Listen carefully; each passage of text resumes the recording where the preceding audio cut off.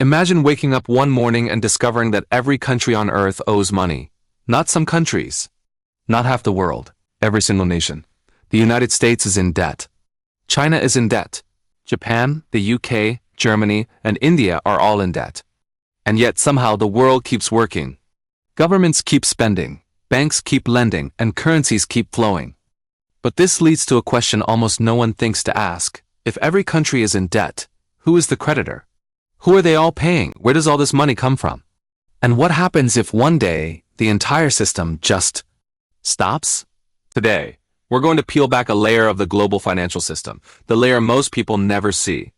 What you find underneath might change how you see the world forever. Most people imagine the world as a giant spreadsheet. America owes China, China owes Japan, Japan owes someone else.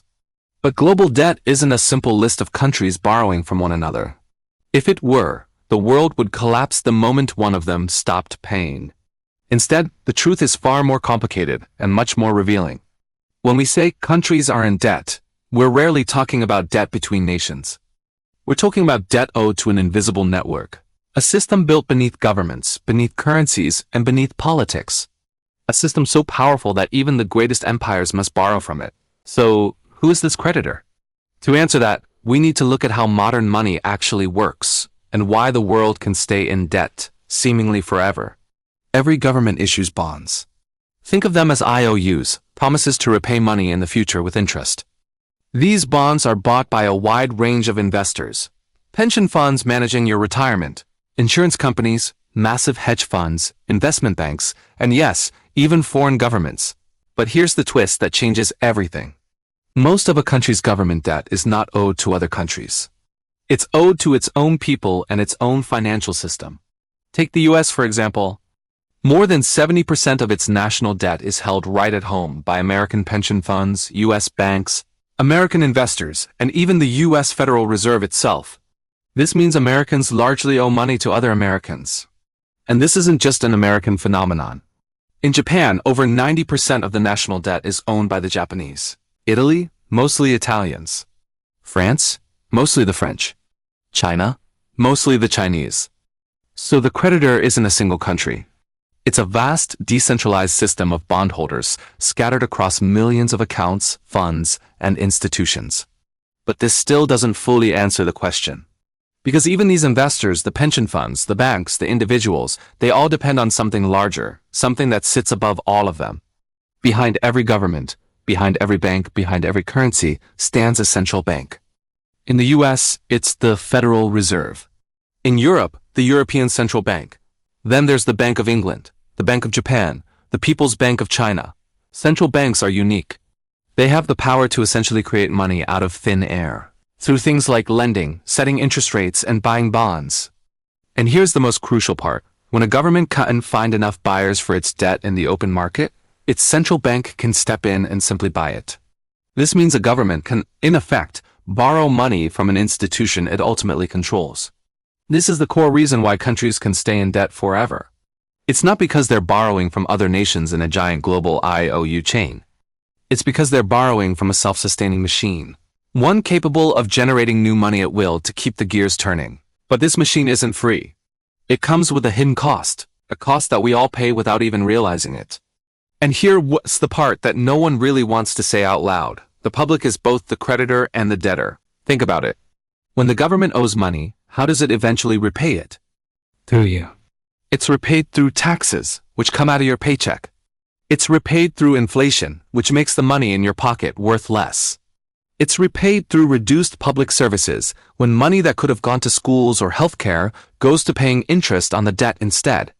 And it's repaid by future generations who inherit this ever-growing pile of debt. Every single dollar the government borrows today is a promise to take value from its citizens tomorrow. When you see inflation rising and your grocery bill getting higher, that is, in a way, debt repayment. The value of your money is shrinking to make the government's debt easier to manage. When your taxes go up, that is debt repayment. When a government cuts funding for education or infrastructure, they are often replacing those expenses with debt interest payments. That is also debt repayment. You are on both sides of the equation. You, the public, fund the government with your taxes and savings. And you, the public, pay for the government's borrowing through those very same mechanisms. This is why the global debt system rarely collapses. It doesn't crash like a company going bankrupt. Instead, the cost is absorbed slowly and visibly by the entire population year after year. So, if the public pays and investors lend, who truly controls this system? The answer lies in the quiet symbiotic alliance between central banks, private financial institutions, and global markets. This isn't a conspiracy or some secret group meeting in the shadows. It's a self-reinforcing cycle that has become the bedrock of our economy. Governments need to borrow to fund their spending. Banks and other financial institutions buy that debt because it's considered a safe investment. Central banks support the whole system by ensuring there's always enough money flowing and by acting as the buyer of last resort. And the people? The people pay the price through inflation and taxes. The system isn't designed to collapse. It's designed to continue, to perpetuate itself. And as long as it continues, someone, somewhere will always be owed money. Debt isn't a flaw in the system. It's the foundation of it. So let's return to our original question. If every country is in debt, who is the creditor? The answer isn't one nation. It isn't one group of people. It isn't a villain hiding in the dark. The creditor is a structure. It's a global financial engine built over centuries, an engine in which governments borrow. Banks lend, central banks create money, and citizens ultimately carry the weight. Debt is not just a number on a screen. It's a system, a cycle, a pattern. And just like every empire, every currency, and every financial era before it, this system has its peak, its decline, and eventually, its replacement. The real question isn't who is the creditor anymore. The real question is this: how long can a world built on a foundation of permanent debt keep running? And what happens when the engine finally needs to be rebuilt? Thanks for watching. If you found this interesting, consider subscribing for more deep dives into how our world really works. See you next time.